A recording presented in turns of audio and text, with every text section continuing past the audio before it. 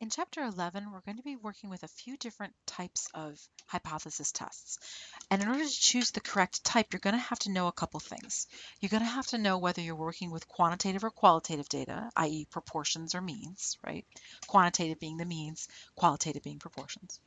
You're also going to have to know whether or not you're working with an independent or a dependent sample, because that will affect which test you can use. Independent sampling is when the individuals selected for one sample do not dictate or have a relationship with the individuals in the second sample. Dependent sampling, also known as often matched pairs samples, is when the individuals selected to be in one sample are used to determine the individuals in the second sample. The most common way for this to occur is a matched pair sample where it's one person matched against themselves, like a pre-test and a post-test, a before and after, or husbands to wives, brothers to sisters, one twin to another twin, that kind of thing. That's a dependent sample. A way to see this is independent samples are two independent groups that are measured one time.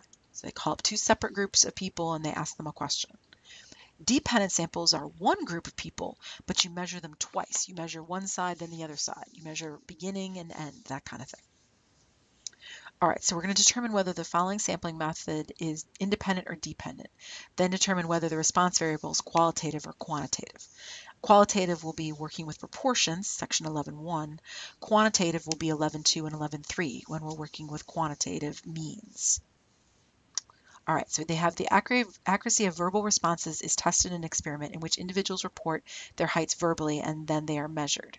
The data consist of the stated height and measured height for each individual. All right, that is very much dependent.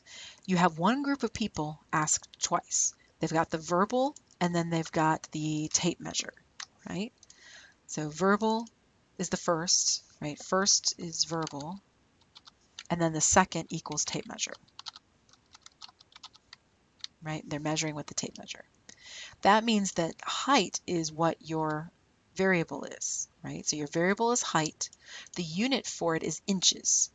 And that means you're going to be doing a hypothesis test for the means because this is quantitative, not qualitative. Quantitative goes with means. All right, now suppose the U.S. Census Bureau publishes information on the ages of married couples. Suppose we want to determine whether in the U.S. the mean age of married men differs from the mean age of their wives. Well, that's key. It's their wives, right? And this one, by the way, is for each individual, so you can spot that it's dependent. That's kind of the clue, it's dependent. So since it's their wives, that's a dependent sample, right? Husbands and wives are not independent of each other. That's kind of the point of marriage last time I looked, right? So it's one group of people asked twice. The husbands would be the first group.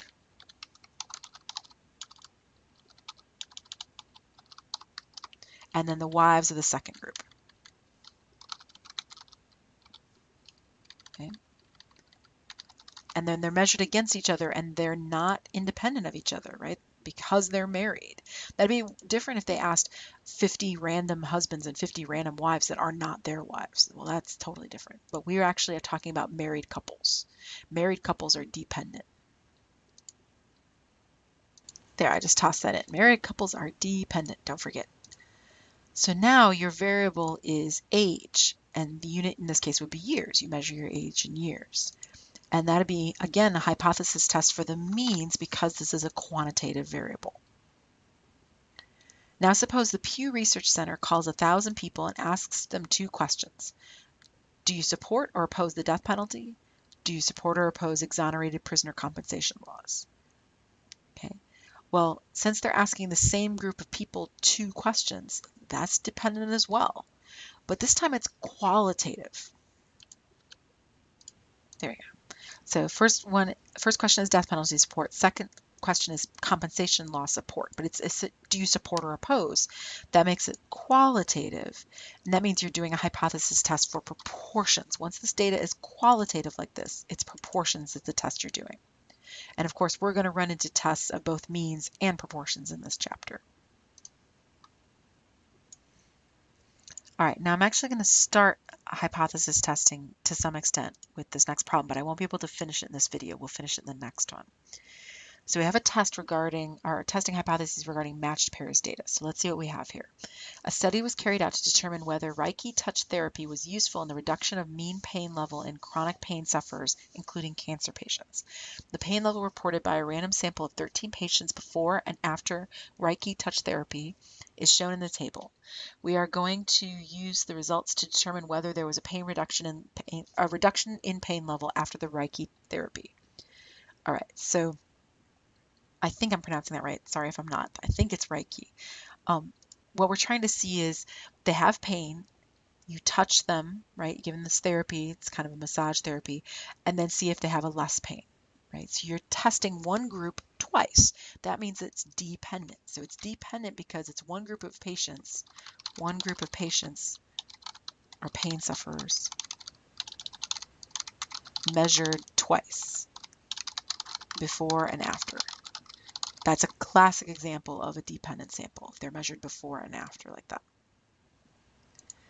All right, now we want to find the differences for each patient. Now be careful. Look for something like this in a problem because it doesn't actually really matter which way we go, but it'll make your answers backwards if you go the opposite direction.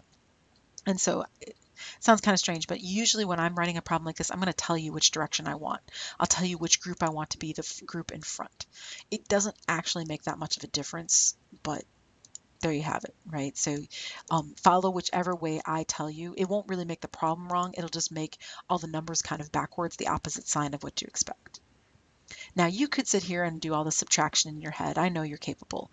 Notice I want after minus before. So 3 take away 6 is negative 3.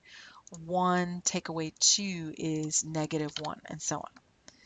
But there's another way, and I'd like to show you how. So what I want to do is I want to go to the calculator, press Stat, press Edit. I'm going to clear out L1. I'm going to type in my patient pain levels. So I'm going to do the before right here. So 6, 2, 2, 3, 3, and so on.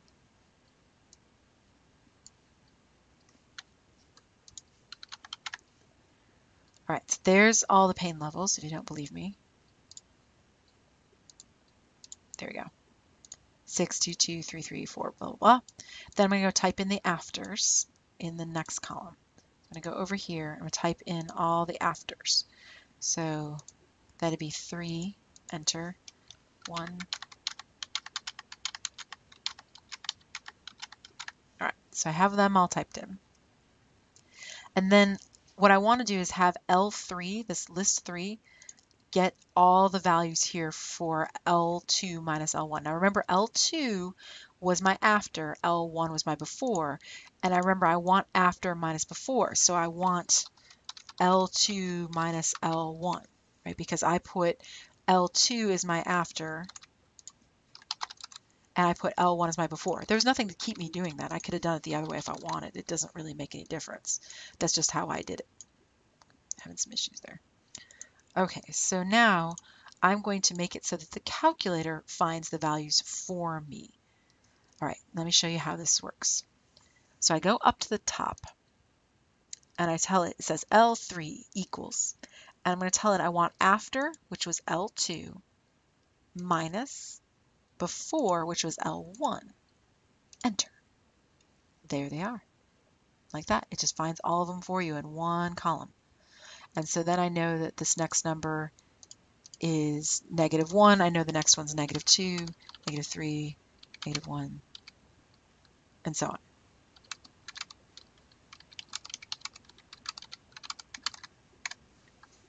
Those are the same values I just found here in L3. See how it ends at -5, 0, 0, and so on. All right. So that's how to find the difference using the calculator to find the raw data list difference. You didn't have to use the calculator on this. It's not like you're incapable of doing 0 minus 2 in your head if you didn't want to, but it's a nice trick to know how to use the calculator to do that. All right, now I want to find D bar and SD. Well, D bar is going to be, now remember we've seen bars. Bars like that means average, right? Remember X bar? So I want to find the average of these differences. These are the D's. So the differences are my D values. So when I want to find D bar and SD, what I'm looking for is the standard deviation and the mean of my differences. So let me write this. So let me write that up 1 second. All right, there we go. So D bar is the sample mean, right? SD, S for standard deviation, D just means it's for the differences, right? That's all the D stands for, differences. The subtraction, which we just did. We took the subtraction of after minus before. We got these differences. So I want the mean of these numbers and the standard deviation of those same numbers. Well, luckily for you, you already found them in L3, right? So you go to Stat, Calculate, one variable. But instead of L1, I want to tell it L3 because that's where my differences are. Then I go down to Calculate and press Enter. And I can see the D bar is negative 1.923 and SD is 1.605. Remember, we're always using S because this is a sample, not the whole population.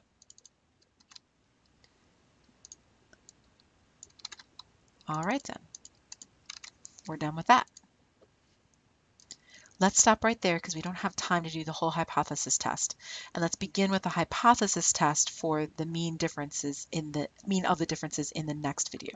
I'll see you then.